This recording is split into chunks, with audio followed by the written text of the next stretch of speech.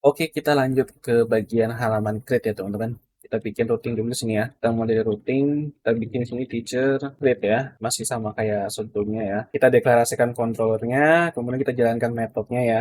Kita bikin metode sini create ya. Jadi create itu untuk halaman formnya. Kemudian kita bikin lagi satu lagi namanya store. Nah, store ini untuk menerima request dari form yang sudah diisi dari user ya. Kita bikin metode store di sini. Jadi create itu untuk akses halaman formnya dan store itu untuk menerima request-nya ya. Jadi untuk routing biasanya dibuat seperti ini ya. Kita lanjut ke controller dulu. Kita cek dulu ya. Kalau nggak salah di controllernya sudah dibuat sih, create sama store. Oke, sudah ada ya, create sama store. Nah, nanti yang akan kita tes itu yang method store yang akan kita gunakan di unit test. Ya, sekarang kita mulai dari method store dulu deh. Modelnya belakangan aja deh. Yang pertama seperti biasa kita bikin validasi ya. Jadi kita tinggal cek ya dari $post ya. Di sini aku bikin dollar request sama dengan $post dulu deh. Misalkan sini ada full name. Ya kalau teman-teman mau lihat fieldnya ada apa aja, tinggal ke file view-nya aja ya. Di bagian create di sini ada full name, kemudian ada gender, email, dan birth date ya. Tinggal dilihat aja. Kita lanjut. Oh sorry, ini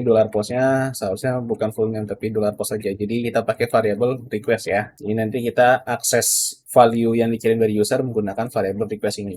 Nah, oke, di sini udah selesai ya. Mungkin codingannya agak panjang ya, karena kita di sini melakukan validasi ya. Silakan teman-teman pause dulu. Ini untuk baris 32 sampai baris ke-62. Kemudian nanti di pause lagi dari 62 sampai baris ke-82 ya. Untuk metode store aja seperti ini ya. Di sini kita udah bermain session ya. Kita menggunakan session untuk mengirimkan error message sama out inputnya. Ya, jadi ketika user misalkan lupa ngisi email, tapi form lain udah diisi, nah form lain nanti inputnya tetap ada. Dan karena di sini aku menggunakan session, kita perlu mengaktifkan sessionnya dulu. Jadi kita balik ke routing, ya kita cek paling atas di bawah sini ya. Kita coba deklarasikan session startnya di sini ya. Oke, kurang lebih kodenya seperti ini ya. Jadi kita nggak akan selalu jalankan session start ya kalau di tutorial PHP 1 sebelumnya atau PHP native. Kita nggak ngecek ini ya, if session status sama dengan PHP session none ya. PHP session none ini diambil dari variabel tetap yang ada di bawaan dari PHP ya. Atau apa ya istilahnya aku lupa ya. Dia memiliki nilai gitu loh. Ini untuk ngecek sessionnya udah nyala atau belum. Intinya sih seperti itu ya. Kalau misalkan belum nyala ya sudah kita tinggal session start. Jadi nanti untuk front end-nya error message-nya sama out input-nya yang dikirim dari user ketika kena validasi ya dia akan bisa kita kembalikan lagi ke form-nya. Nah, sekarang kita lanjut ke bagian modelnya. Di sini kita tinggal tambahin metode satu lagi ya, public function, metode store dengan return array. Ya, kenapa returnnya array? Ya karena di sini kita akan mengembalikan respon yang kita buat secara manual ya. Jadi di sini kita bikin try catch ya. Jadi kita bikin proteksi kalau misalkan memang query-nya gagal, ya sudah kita akan mengembalikan result gitu loh. Berserta dengan error message di sini. Jadi kita akan mengembalikan array, hanya mengembalikan status dan message. Kalau misalkan sukses ya sudah statusnya true. Kalau misalkan false berarti ada error. Tapi selama tidak ada masalah di koneksi database dan server, ini nggak bakal error sih seharusnya ya. Karena udah aku tes ini kodenya jalan. Sekarang modelnya sudah dibuat dan di controller kita juga sudah bikin validasi ya. Dan kemudian kita juga sudah bikin ya pemanggilan model teacher model di sini dan pemanggilan method store-nya. Dia mengirimkan parameter request ya ke model ini. Oh ya, untuk modelnya jangan lupa teman-teman pause dulu ya untuk catat yang store ini ya. Nah, berarti sekarang tinggal apa? Ya betul, tinggal kita testing ya. Tapi di sini kita testingnya nggak akan ke browser ya. Kita tinggal testing lewat unit test seperti kemarin. Kemarin kita udah bikin teacher test ya. Kita tinggal lanjut lagi. Berarti di sini bikin metode baru. Oke, namanya test store can handle valid request. Ya, jadi di sini kita bikin positive test case dulu. Ya, jadi semua value-nya ada, full name, email, gender, status, dan lain sebagainya ya. Jadi ada semua di sini. Kemudian kita set with view-nya files karena kita nggak perlu view. Kemudian kita panggil controllernya dan kita jalankan method store. Ya, kalau misalkan result statusnya true, ya berarti sudah sesuai ekspektasi dan bisa dibilang tidak ada masalah di fiturnya. Ya, dan karena di sini kita tidak menggunakan fake data ya atau subjenis kayak data palsu, sehingga ketika unit test ini dijalankan, ya otomatis database kita terisi. Ya, jadi seolah-olah kita benar-benar melakukan testing di browser, tapi padahal enggak. Seperti biasa, kita tinggal buka lagi terminal kita, kemudian kita jalankan lagi vendor slash bin php unit strip test docs, kemudian head ke file unit test kita. Ya, kita coba jalankan ya. Oke, store can handle valid request sudah dapat centang ya teman-teman di sini bisa kita lihat itu berarti tidak ada masalah ya. Itu berarti fiturnya sudah berjalan sebagaimana mestinya ya. Sekarang kita coba cek ke deliver. Nah, di sini aku udah ke table teachers, ada ya Sensei 3. sesuai yang aku kasih tahu tadi ya, karena kita tidak menggunakan data fake ya atau data palsu, sehingga ketika unit test dijalankan ya database-nya juga masuk gitu loh. Ya seharusnya tidak seperti ini. Ada best practice-nya lagi lah. Seharusnya kita menggunakan semacam kayak fake data gitulah. Cuman karena aku belum teliti lebih lanjut ya, biasanya itu kan bawaan dari Laravel ya. Dan kali ini menggunakan PHP natif, jadi aku belum begitu tahu ya caranya menggunakan fake data itu seperti apa. Mungkin nanti kita akan bikinin serial terpisah lah. Kita deep learn tentang PHP unit. Tapi yang jelas sekarang fiturnya sudah berjalan ya. Kali lagi di sini kita melakukan testing tidak menggunakan browser. Enak banget kan? Kita nggak perlu bolak-balik ke browser. Yaitu selama tidak berhubungan dengan front end. Tapi kalau sudah berhubungan dengan front end ya mau nggak mau kita harus lepas unit test ini ya. Ini tadi baru positif test case. Sekarang kita coba bikin negatif test case-nya ya. Jadi seolah-olah misalkan ini aku coba copy paste ya. Terus aku bikin di sini jadi invalid request. Terus birth date itu kan semuanya wajib diisi ya. Birth date apa segala macam. Nah, aku coba hilangin satu di sini. Jadi kita testing seolah-olah birth date-nya itu lupa diisi sama user. Kan pasti otomatis harusnya nggak keisi ya database-nya ya. Nah, di sini berarti kita ganti jadi assert false. Karena kita berasumsi ketika user tidak mengisi value birthday atau form birthday, ya seharusnya responnya false atau tidak masuk database ya. Kita coba jalankan unit testnya ya.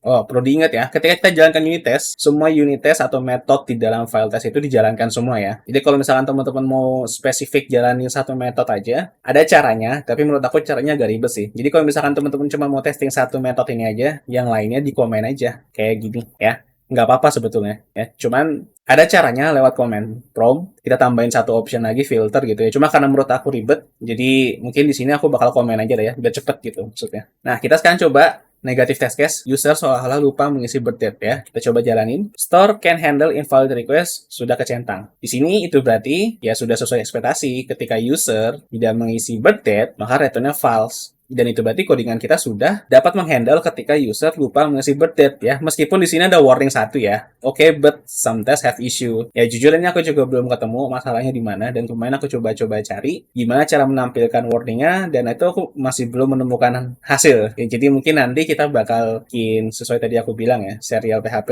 deep learn PHP unit lah. Jadi nanti kita bakal coba otak-atik PHP unit lebih lanjut. Tapi yang jelas di sini, selama dia udah checklist ya sudah, berarti aman-aman saja. Meskipun ada warning dan ada deprecation atau lainnya lah. Di sini bisa dilihat bahwa ini sudah aman ya. Coba kita lihat reportnya tadi ketika positif test case. Nah, kalau valid request tidak ada masalah ya, tidak ada problem, warning atau deprecation ya. Tapi aku nggak tahu kenapa ini ada ada satu warning dan satu deprecation ya. Mungkin nanti bakal kita pelajari lebih lanjut lah. Tapi yang jelas di sini udah kelihatan ya teman-teman bisa melakukan unit test untuk form store atau form create lah ya. Ini kita baru tes doang secara fungsinya, tapi secara front end belum kita implementasikan ya. Sekarang kita coba implementasikan front end-nya. Kita akses websitenya. Nah, oke, kita coba ke halaman teacher create ya. Oh, sorry, typo. Ini terlalu besar. Dikecilin dikit ya, biar aku nyaman. Nah, segini ya. Mudah-mudahan kelihatan buat teman-teman nih. Di sini, ketika kita klik simpan, ya masih belum muncul apa-apa. Dan ini juga belum mengarah ke store ya. Jadi kita perbaiki dulu formnya ya. Kita coba ke halaman create-nya.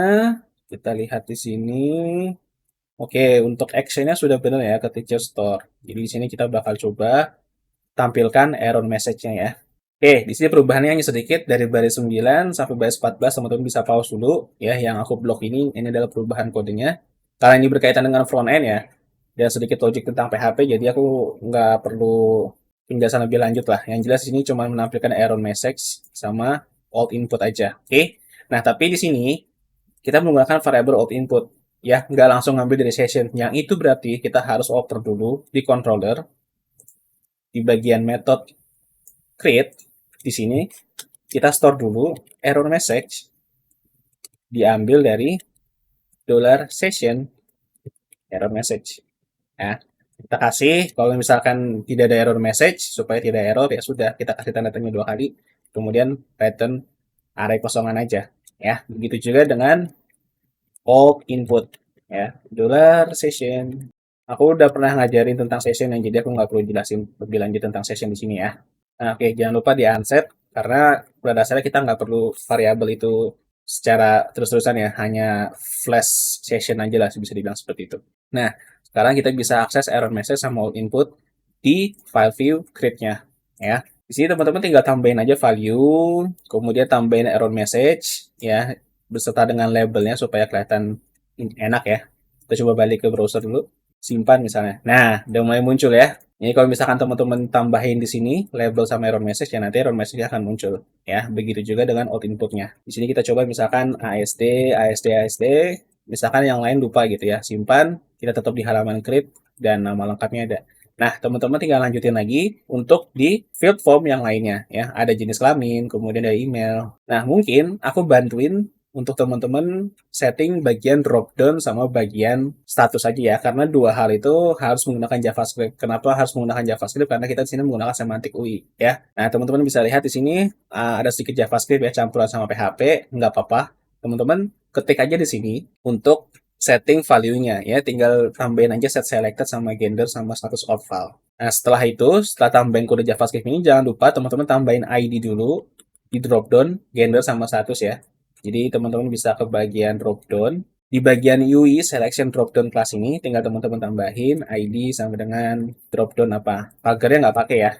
Ini berarti status. Ya, kemudian kita lakukan juga di bagian form gender. Ya, ini gampang kok teman-teman harusnya bisa ya. Cuma tambahin ID aja kok di elemennya. Dan karena kita belum belajar JavaScript, jadi ikutin aja dulu, nggak apa-apa ya. Kita balik ke browser, misalkan aku cuma isi ASD, ASD, kemudian jenis kelaminnya laki-laki, kemudian statusnya tidak aktif, tapi yang lainnya tidak diisi, simpan. Oke, nama lengkap ada, jenis kelamin ada, status ada, ya, tidak aktif juga. Misalkan aku ganti aktif, klik simpan, oke aman ya, masih aktif laki-laki sama STSS. Berarti sudah aman. Tinggal kita selesaikan field form yang lainnya. Nah, oke, di sini udah aku lengkapin semuanya ya.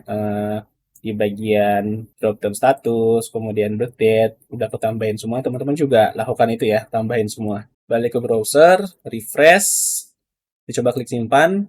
Oke, semua error sudah muncul dan sudah benar ya namanya. Kita coba misalkan ASD ASD, jenis kelamin, email kosong, status, sama tanggal lahir deh. Day, simpan.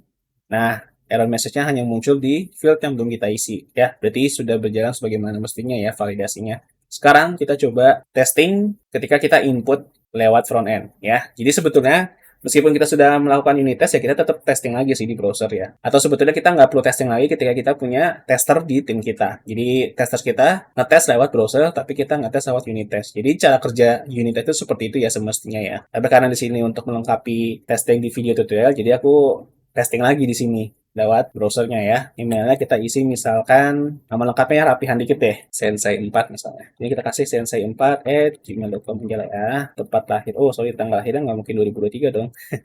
30 Januari aja asal.